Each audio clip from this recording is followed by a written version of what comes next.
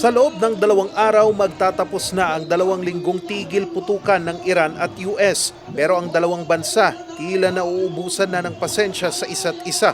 Punot dulo niyan ang naval blockade ng US matapos tumanggi ang Iran sa denuclearization na alok ng US. Tugon naman dito ng Iran ang muling paghihigpit sa pagdaan ng mga barko sa Strait of Hormuz.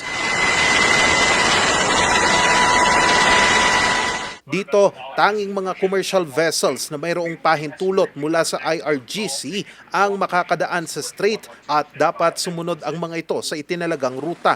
Ipinagbabawal naman ang pagdaan ng mga barkong konektado sa US at Israel at mga military ships. Pero nagulantang ang lahat ng paputukan ng Islamic Revolutionary Guard Corps ang isang French flag container ship at 2 Indian flag tanker nitong weekend, bagay na ikinainit ng ulo ni US President Donald Trump. Sa kanyang post sa Truth Social, sinabi nito na no more nice guy at handa raw niyang pabagsakin ang bawat power plant at tulay sa Iran kung hindi raw sasang-ayon ang Iran sa patas at makatwirang alok ng US sa negosasyon.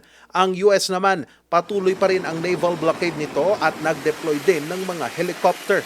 Umabot na sa 25 barko ang kanilang hinarang at itinaboy pabalik sa Iran. Pero ang Iranian flag cargo ship na Tuska sa Gulf of Oman sinubukang tumawid sa blockade.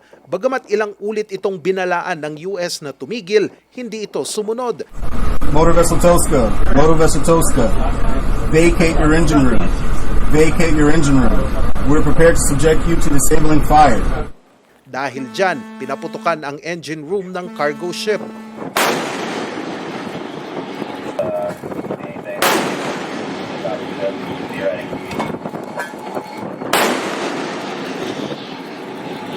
Pagkatapos niyan, sinalakay ito ng mga sundalo sa panibagong video na inilabas ng Pentagon.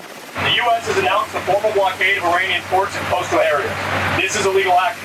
All vessels are advised to immediately return to port if leaving and discontinue transit to Iran if that is your next port of call.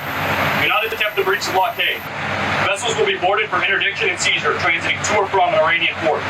Turn around and prepare to be boarded. If you do not comply with this blockade, we will use force. The whole of the United States Navy is ready to force compliance. Now, sa ngayon, hawak na ng US ang barko at mga tripulante nito at nahaharap din ito sa US Treasury sanctions dahil sangkot din ang barko sa mga illegal na aktibidad.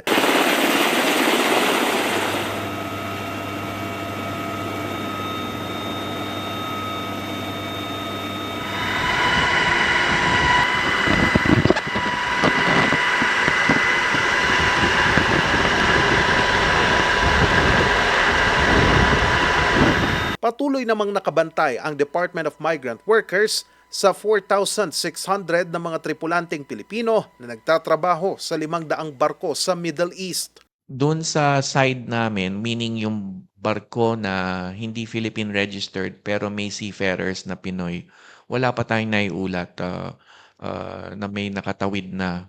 But we are monitoring the situation. We are monitoring the ships that have managed to cross. Hindi pa naman ganun karami, di ba? Lumipad na sa Islamabad, Pakistan ang delegation ng US para sa pagpapatuloy ng negosasyon nito sa bansang Iran. Pero ang Iran tumangging magpadala ng delegation kasunod ng umiiral na naval blockade ng US. Binabantayan ulit ng iba't ibang bansa ang posibleng pagtaas ng presyo ng mga produktong petrolyo sa pandaigdigang merkado sa pag-init muli ng tensyon sa Strait of Hormuz.